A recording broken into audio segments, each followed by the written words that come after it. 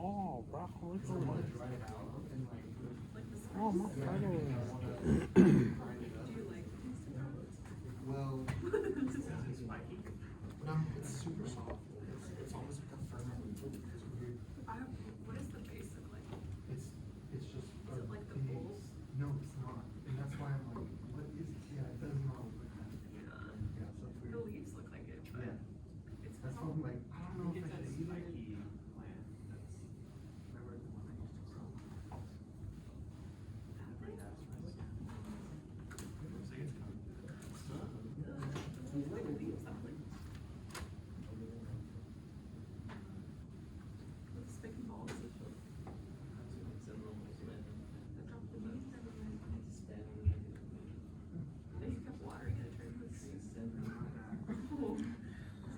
Beep, beep, beep, beep, beep.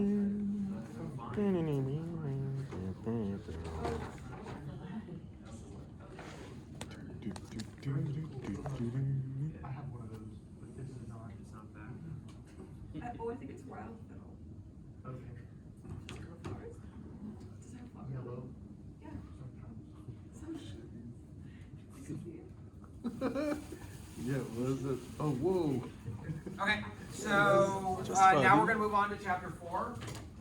It might just be really. Chapter 4. Most of chapter 4 is going to be dealing with maximums and minimums. So the high, yeah. Is there any way where you can have it with no reflection? I can pull this down. And there's supposed to be a remote control, but I can. Oh, here it is. Oh, it's that one. There was a remote control, did I disable it briefly? But right now, all I can do is turn it off, and so. Okay. So we're going to now start talking about maximums and minimums. And this is going to be very useful when we have an equation describing something and we want to know what's the most extreme cases, what's the highest this could ever be, and what's the lowest this could ever be. And the one example that we're going to be using Maximomo. later is like a rocket is lifting off, and we want to know what's the maximum acceleration that that rocket will ever endure. Because if we're making payload to go on that rocket, we have to make sure that it can withstand that amount of acceleration. Okay, so this whole thing is going to be about maximums and minimums. So we need to define what that means. Okay. So a function f of x has an absolute maximum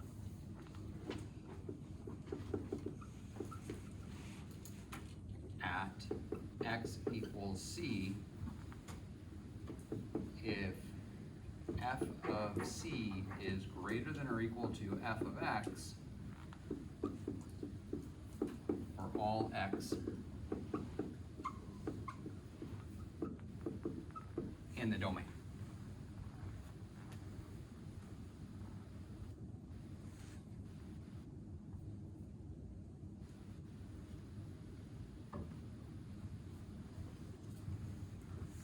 What do you think is going to change about this when we talk about absolute minimum?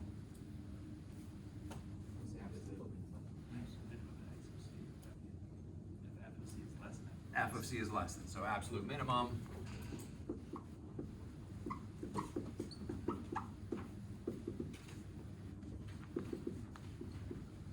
is exactly the same, but f of c is less than or equal to f of x for all x.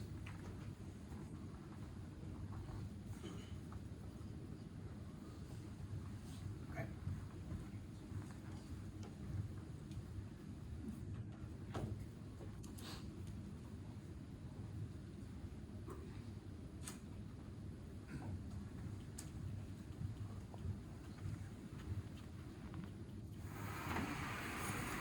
Now, for our functions, a lot of times our domain will extend infinitely left and right. Other times we'll limit the domain to a specific region. But either way here, we will we'll be looking at for absolute max and mins, whatever we consider the domain. So in this case, our domain is just from this end of the curve to this end of the curve, which that's showing here. So where is the absolute max on this? Is it A, B, C, D, or E? Does everybody see D is the absolute maximum? Because that's the highest point. Where's the absolute minimum? A is the absolute minimum. Is everybody okay with that? Okay. So that's our first definition, is absolute maximum, absolute minimum. Now, what about this point here? Is that a maximum? It's maximum from A. It's the maximum in its area, but it's not the overall maximum. So it's kind of like if we're only counting San Diego, then Cowles Mountain is the highest we can go. Is that going to be the highest point in the world? No. And so, but it is locally, it is our maximum. And so that's what we're going to define next, is what's called a local maximum and minimum.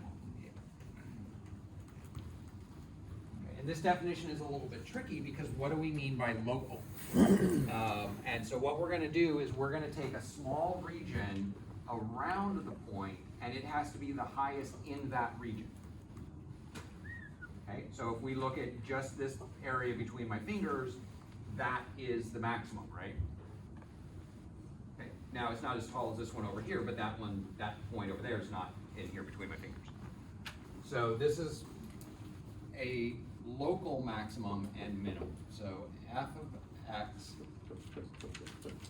has a local maximum at x equals c if f of c is greater than or equal to f of x for all x in an open interval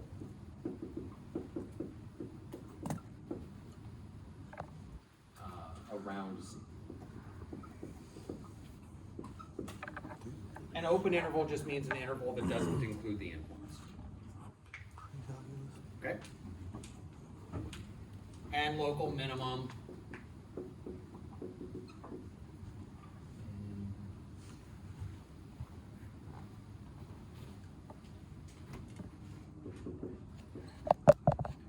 F of c is less than or equal to f of x.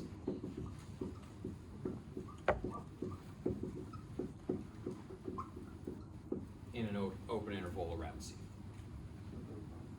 Okay. So where do we have local maximums on this graph? A, B, C, D, and E. Which of those are local maximums? Okay. Is B a local maximum? Yes. Yeah. Is D a local maximum? No. Is it the tallest point in this region between my fingers? Oh, yeah. Yeah, absolute maximums can be local maximums as well. So if you're standing on the top of Mount Everest, you're at the absolute maximum, but you're also locally, that's the highest place you could be too. Okay? What about E? Is that a local maximum? Yeah.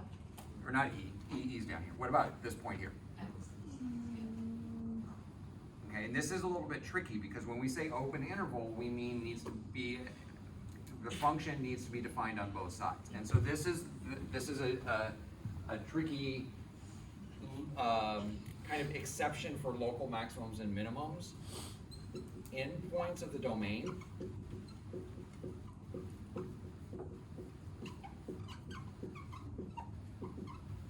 are not considered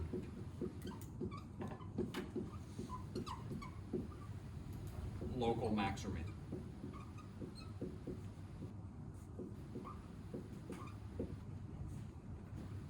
They can be absolute max and mins, but they cannot be considered local max and mins. Yeah. So A cannot be a local. Right. So in that case, A here is the absolute minimum, but it's not a local minimum because it's the edge of the domain. So we're only looking for the local minimum right now, right? So where are the local minimums here? So even if there's a starting point, that's like where A's at the starting point, right? Yeah, and the reason why we don't want to say that is because an open interval, there is no open interval that includes A because there's nothing over here on this side. We have to be able to, we have to say, oh, in this region, but there's no function over here in this side of the region. So it has to work on both sides of A, but A doesn't have both sides. So that's where, and the reason we have to really pay really close attention to this, because there's a theorem later that says that local maximums and minimums have to happen when these situations arise. And if we allowed this to be a local maximum, it would break that theorem. So we want to be careful not to include the endpoints there. Now, most of the time, it's not really going to make much of a difference at all. It's just, but that one theorem, it is important to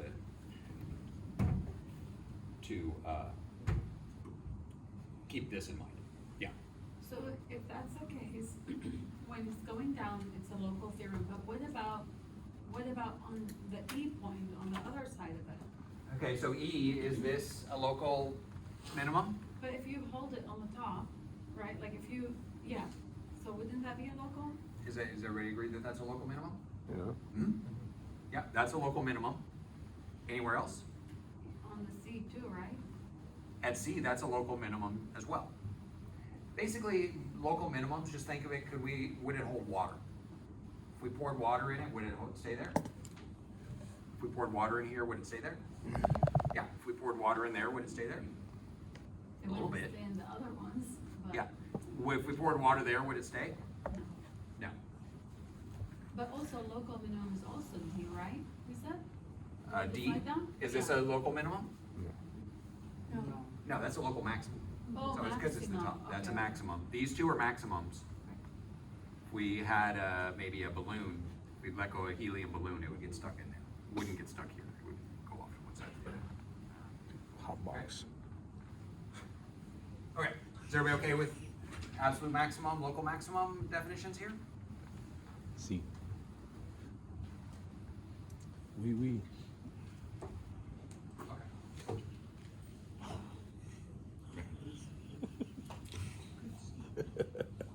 So what about a function like Yeah. cosine?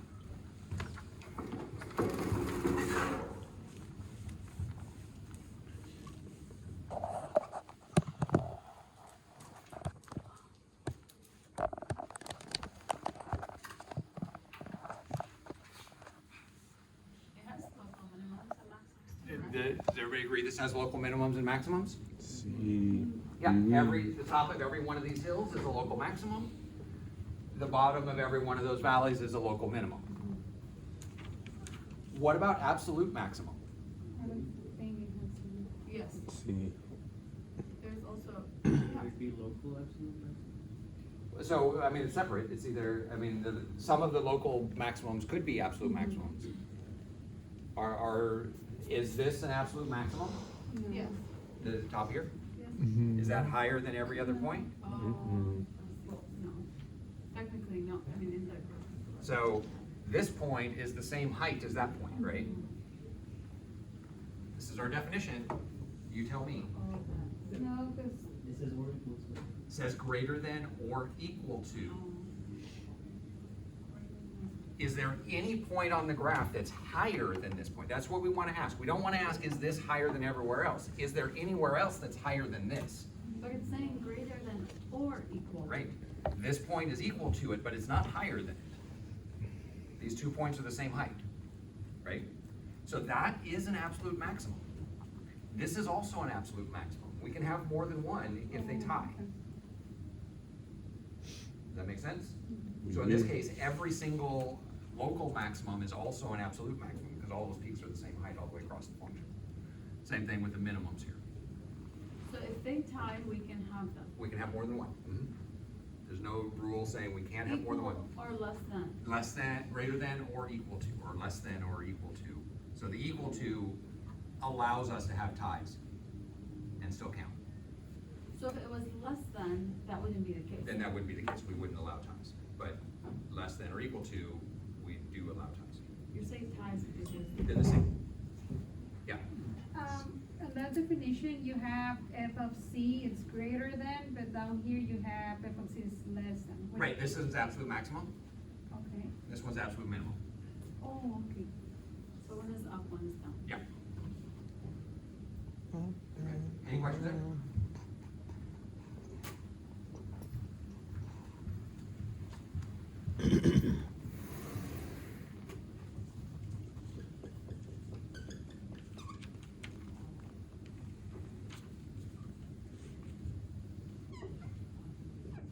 Okay, we have f of x equals x squared. Does this have an absolute maximum? No. No, since it keeps going on forever, no matter where we are on the curve, there's always something higher. Does this have an absolute minimum? Yes. C. Yeah, this is our absolute minimum at the point 0, 0. Local maximums? No, because Yes. local Minimum. maximums always goes up, so we don't have any local maximums. Local minimums is this point here in the middle. Everybody okay with that? Is everybody getting a good idea of absolute maximums, local maximums, and minimums? Okay, USA. What about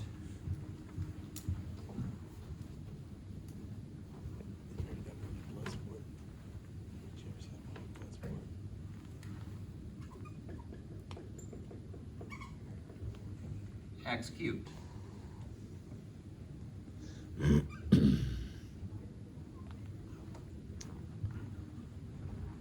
No. Yes. Any absolute maximums? Absolute minimums? No, because the arrows go up all the way, so it never never caps out anywhere. 0. And same thing going down. What about a local maximum? No. So anywhere, or local minimum? So Any- it go ahead. has to be like a parabola, right? Has to be kind of like a parabola shape, yeah. Oh. Or it could do something like absolute value too, where it comes in and does that. It can have a sharp point, it doesn't have to Yeah. be smooth, but it has to be something like this. Mhm. Or, so those are minimums, or it could do something like that, or like that, and get Yeah. a maximum. So the x cubed would not be because it can't hold water. It can't hold any water. If we try to pour water this way, it's just gonna run off. Hmm. If we reverse gravity and make the water go this way, it's just gonna run off, so there's no maximum either, so. Okay. Any questions about this? So maximums and minimums really have to look, local maxes and mins really have to look like these. Either they're valleys or V shapes, or peaks, or V-shaped peaks there. Anything like this where it could just slide off that wouldn't count. Okay.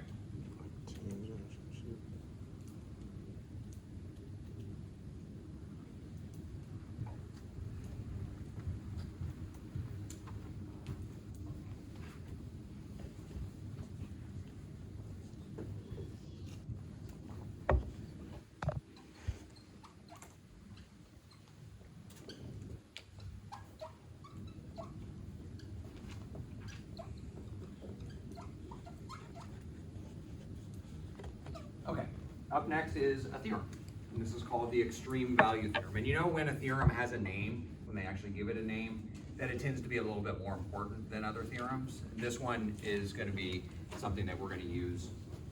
Well, we're not actually really gonna use the theorem, it's just gonna let us know that there's something that some point that has to exist here. So. What is the meaning of theorem? Theorem means, so there's Theory. kind of, there's a few things in math that have different names. So we have definitions. It's not something we're proving, we're just defining this is what we're gonna call, when this situation arises, we're gonna call this a local maximum, or an absolute maximum. That's a definition.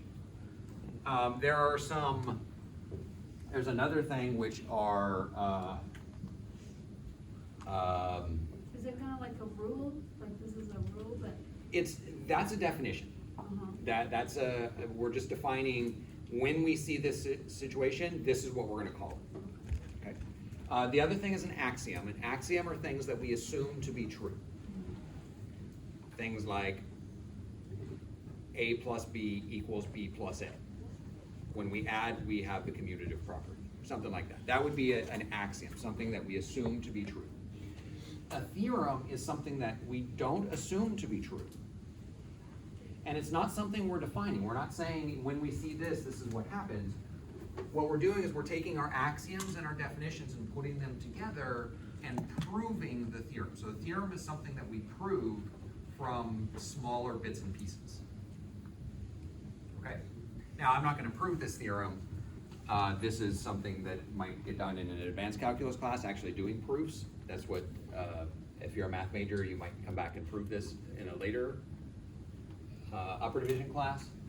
But someone has come along and proved this theorem, so this theorem always works. So we can now, at this point, assume this to be true, even though it's not an original assumption, it's something that we proved from the original assumptions. Okay, the extreme value theorem says, if f of x is a continuous function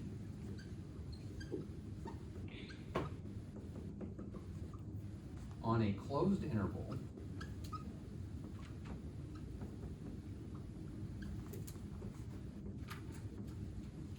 A and B, and what we mean by closed, it means it's including the endpoints. A and B are included in that, and that's why we're using square brackets. Then f of x has an absolute maximum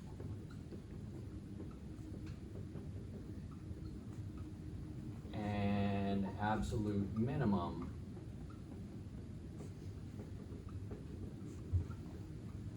in the interval.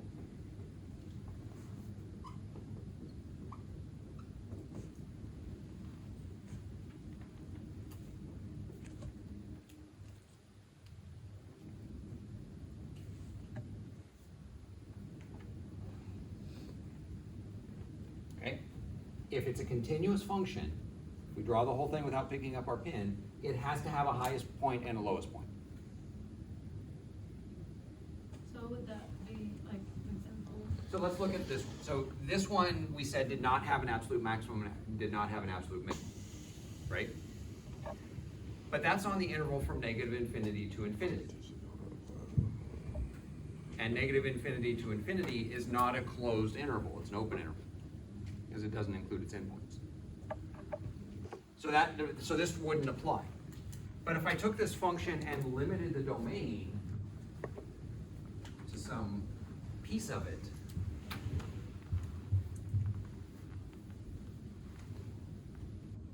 say we limit it just to this domain here, does it have an absolute maximum in that interval? Yeah. Yeah, right here at B, that would be our absolute maximum. And where's our absolute minimum? Over here at A is our absolute minimum. Okay, and it doesn't matter what the shape of the function is, if we are limiting our domain to some closed interval, say we have A over here, and we have B over here. No matter how I try to draw a function here, as long as I'm connecting these two lines and never picking up my pin, I have to at some point get the highest point and some point get the lowest. So I could be doing all sorts of weird, crazy things in between here.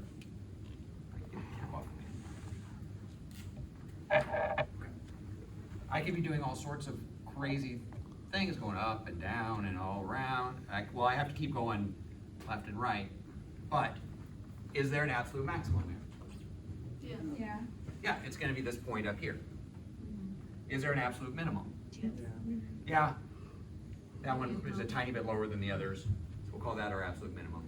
Now, it is possible that maybe we started out up here and kind of come down and do something like this. So in this case, the endpoints could be those absolute maximums or minimums, or it might be something, let me erase that because that kind of messes things up. Or it could be somewhere in between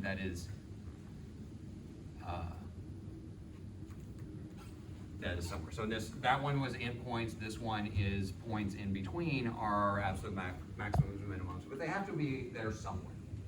So, I have a question, you're saying closed intervals, right? Mhm. So in this case, for that first one, if they were open circles, then it would not be Right. closed. So can we have open ones as well, or no?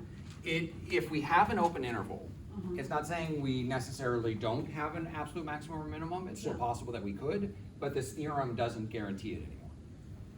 It's just not included. It's, if we're not including the endpoints, then what would happen, if this one, we didn't include the endpoints, if those were open circles, then this one wouldn't have an absolute maximum and minimum, because we could always get as close to that circle as we want, no matter where we're standing, we could always move a little bit closer to it and get higher. But never hit it. But never actually hit it. Okay. Okay, but if we cap it off with a dot at the end, Mhm. that dot itself is higher than anywhere else, because there's nowhere else to go. Okay, any questions there?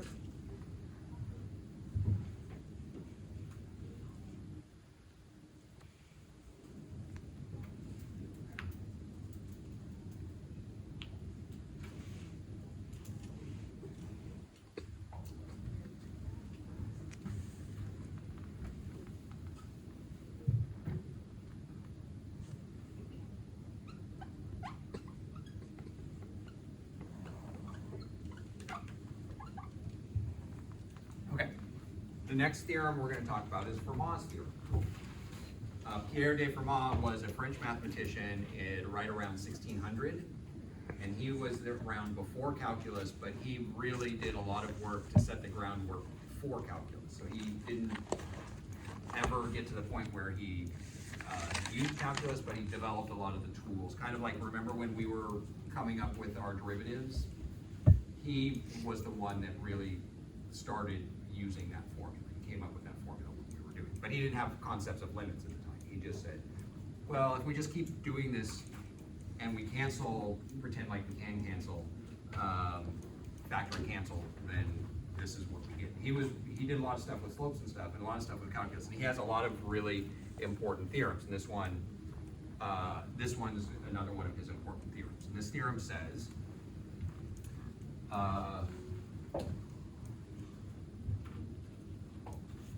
if f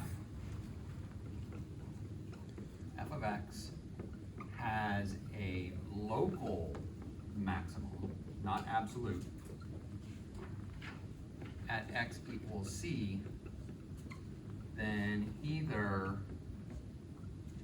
f prime of c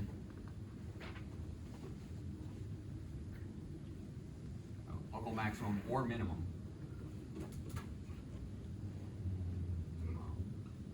at x equals c, then either f prime of c equals 0 or f prime of c does not exist.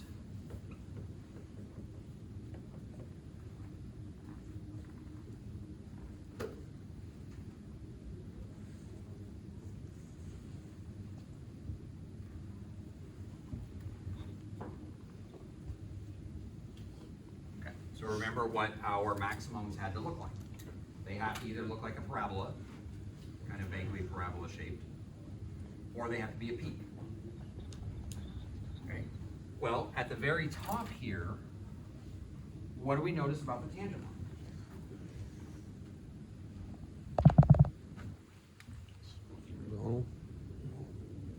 Tangent line's horizontal here, right? Well, what's the slope of a horizontal line? 0. And so at that point, the derivative is 0. That's where this comes from. Whenever we have something that looks like this. But what about this one? What if we have a sharp point there? Well, if we take the limit as we come to that point, on this side we're getting a positive slope. On this side we're getting a negative slope. But it doesn't ever flatten out at the top. So we have a negative coming up this way, a positive coming up this way. When we try to take that limit and reconcile that, they're not going to match each other. Yeah. So, between just the f of x and, so what changed between from here to here? So here we're talking about absolute maximums and minimums. It's just a different theorem, but this one's Okay. talking about absolute maximums and minimums. This one's talking about local maximums and minimums. Oh, okay. Okay. When we have a sharp point like this, the derivative doesn't exist. It's called a cusp. Because we can't reconcile the two sides. Their slopes aren't going to meet each other in the middle like they do here. Here they're going to zero from one side, here they're going to zero from the other side, but they're both going to zero. And so that we can reconcile it, but here we can't. So this one up here, f prime of c equals 0, here f prime of c does not exist. So the locals, it became f prime. Well, right? that's what Now- this theorem is saying, is if we have a local maximum or minimum, that's telling us the derivative has to be 0. That's what the theorem is telling us, is local maximum and minimums force derivatives to either be 0 or not exist. And same thing when we are going for minimums, we look like this. So here we have a horizontal tangent line. So this is true for both of these. And here, we have f prime of c does not exist for those two. Wait a minute, I mean, why can't we just touch the points though, for the ones? We have a point Yeah, there, but we don't have a derivative there. We don't have a tangent line. Why not? If, So we can, well, let's look at an example. cause both sides also go to 0. Same as the one above.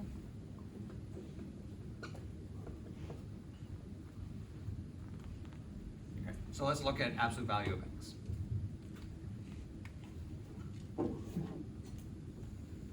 It looks like this. Okay. What's the slope of this line? Well. Okay, so our rise over run, that slope is -1. And it's -1 everywhere, all the way down up until the tiniest bit before we get to 0. This slope is 1. Okay? If we take the limit as we approach here, on the left side, we're getting -1 the whole way. On the right side, we're getting +1 the whole way. Neither one of them get close to 0. Does that make sense? So when we try to take the derivative of this at 0, we end up with this left side limit, right side limit that don't equal each other, so the limit doesn't exist. And so that sharp point, it's called a cusp. Whenever we see a sharp point like that, we know the derivative doesn't exist. Does that make sense, everybody? Okay. So this theorem gives us a really good handle on how to find the local maximums and minimums, because they have to occur where the derivative is 0 or the derivative doesn't exist. So let's look at an example. So here, the derivative doesn't exist at this point, but is that a local maximum or minimum? Would this hold water there? yes.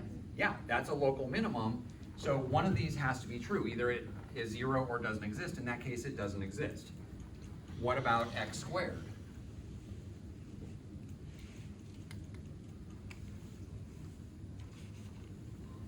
Yes. Yes. Holds water. Okay, we have a minimum there. What's the derivative at 0 for x squared? Well, if y equals x squared, what is y prime?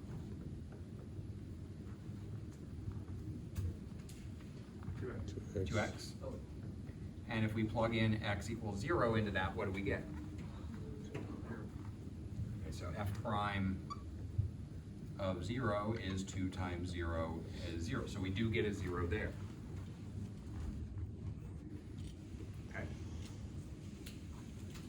But this does not work the other way. What if the derivative is 0? Does that force us to have a maximum or minimum? Well, the answer to that is no. And we had an example earlier where that's going to be the case, and that's x cubed.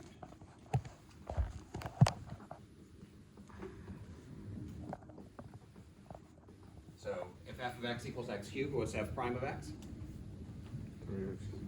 3x squared. What's f prime of 0?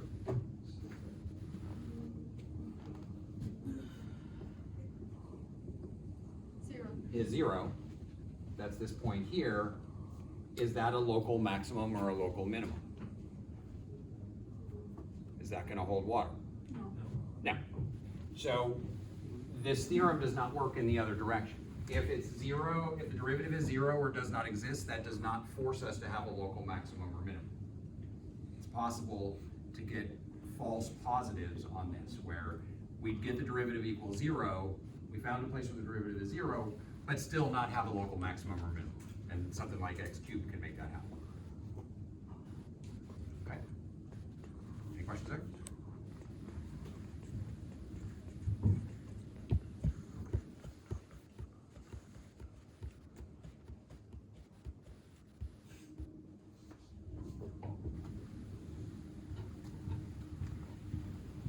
Well, this is going to be a really important theorem for us to use to find our local maximums and minimums. And so these where the derivative is 0 and does not exist, end up playing an important role. And so we're going to give them a name. And this is a definition. Just when we see this, this is what we're going to call it. If f prime of c equals 0, or f prime of c does not exist,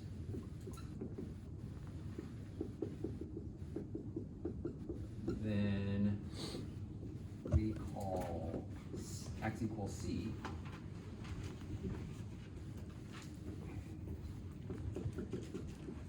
a critical point.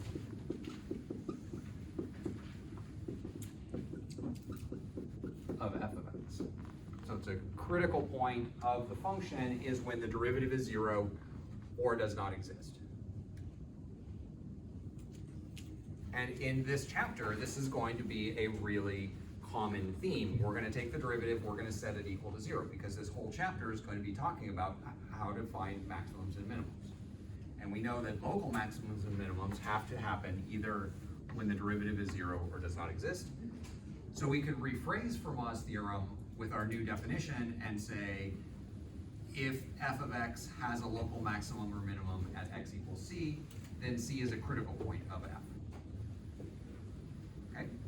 But this is how we check for critical points is, take the derivative, set it equal to 0, whatever answers we get, that's a critical point, and look for places where the derivative doesn't exist. But one caveat here, for this to for this definition, C must be in the domain.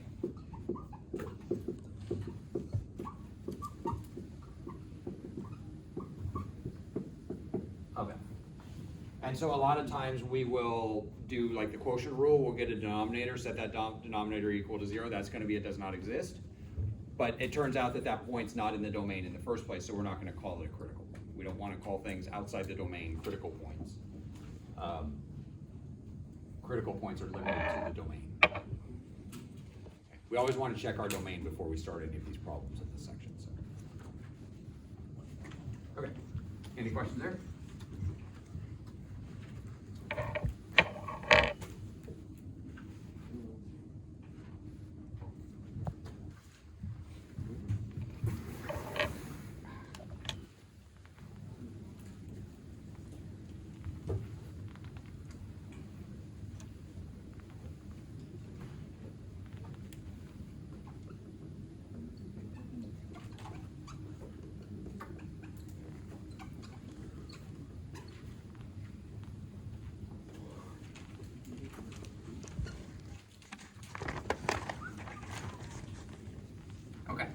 So here's a function, 5x squared minus 7x plus 2, and we want to find the critical points. So what do we do?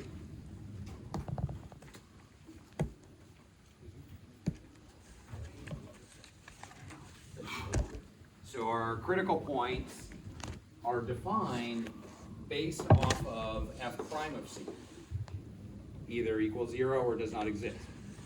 So what's the first step that we need to do here? Take the derivative. And this is a common theme over and over and over again in this chapter. Take the derivative, set it equal to 0. So f prime of x is going to be 10x minus 7. At this point, I always wanted, so there's two ways that we could get a critical point, either equals 0 or does not exist. At this point, I always want to look at this one first. You can do them in either order, but don't forget this piece. Are there any values of x that aren't going to work here? Or can we plug in any value of x we want into this function? Yes. Yeah, we can plug in anything we want. So f prime of x does not exist. We have none. There's no points where the derivative is going to give us a problem. Sometimes we'll end up with a denominator in our derivatives, and that's what we have to look for. Mostly that happens when we have roots. If we have a fraction to begin with, the denominator that we end up with in the quotient rule is always the same denominator we started with, so that's going to give us something where it doesn't exist, but it also won't be part of the domain. It's really just roots that tend to throw these at us, or weird piecewise functions. Which case did it not work?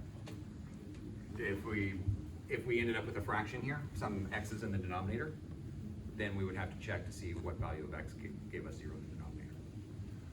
Okay, so there we didn't get anything for does not exist, but now let's set it equal to 0.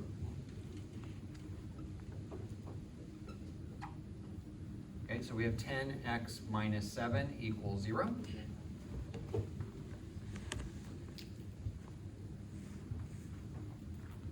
And now we just solve for x. So 10x equals 7. X equals 7 over 10.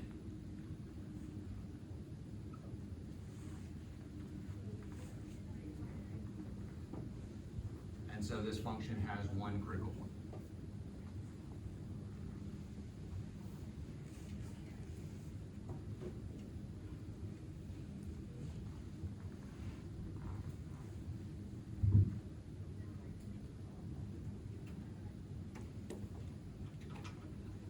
What is considered C on this equation?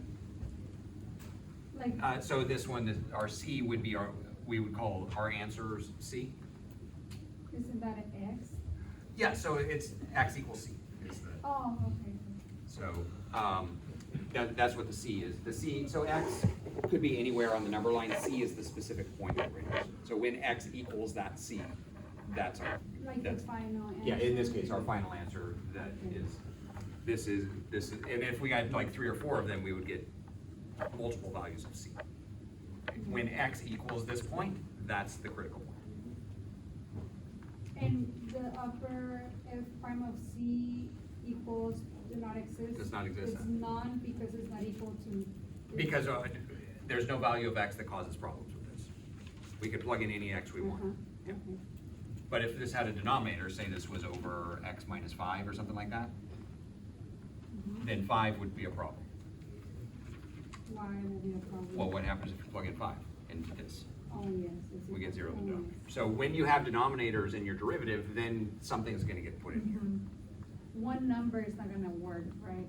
Like, Yeah, so it'd be one specific number, or, I mean, it could have multiple, but, uh-huh. okay. Any questions there? Okay, and so then one last theorem, we only have 5 minutes, so we're not gonna have a chance to do examples of this today, but we'll come back and do it next time, is the extreme value theorem says that we have an absolute maximum or minimum, but it doesn't tell us how to find it.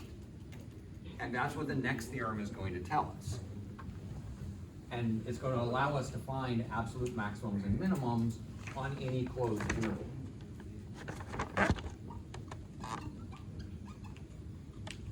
The theorem says if f of x has an absolute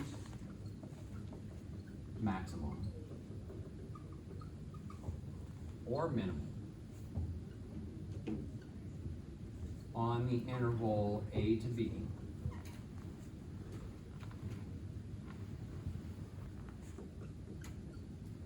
then either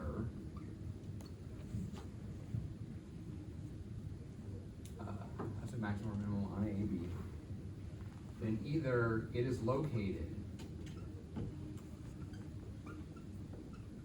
at an endpoint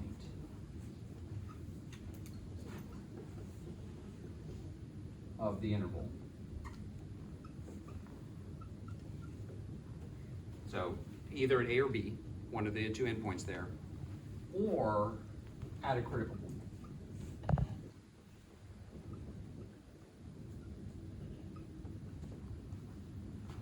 Okay, so if there is an absolute maximum or minimum, there's only two places where they can show up. They either have to be one of the endpoints of the interval, or it has to be at one of the critical points. And so this is going to give us a strategy for finding absolute maximums and minimums. What we're going to do is, there's usually not very many critical points to a function. So all we do is find all the critical points. We have two endpoints to test also. And what we're going to do is we're going to take each of those, plug them back into the function, whichever one gives us the highest value, that's the absolute maximum, because it has to be one of those points. So one of those points is going to give us the highest number, that's the absolute maximum. One of those points is going to give us the lowest number, that's the absolute minimum. So that's going to be our strategy for finding absolute maximums and minimums, and that's pretty much the rest of this section. So we didn't quite finish it today, but we'll come back and we'll do examples of how to use this theorem to find absolute maximums and minimums. Okay? Okay, I will see you guys on Monday.